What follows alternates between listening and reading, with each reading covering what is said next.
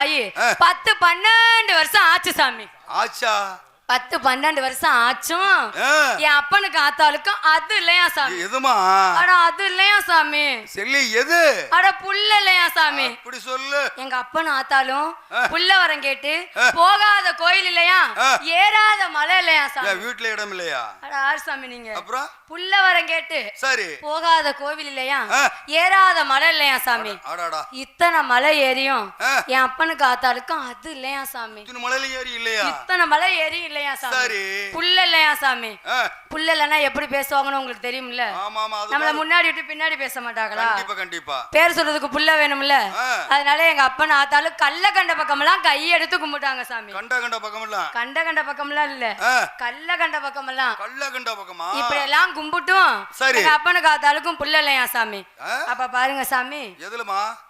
எதுல பாக்குறீங்க? இல்ல அதுலனா அப்புறம் அதுலனா எதுல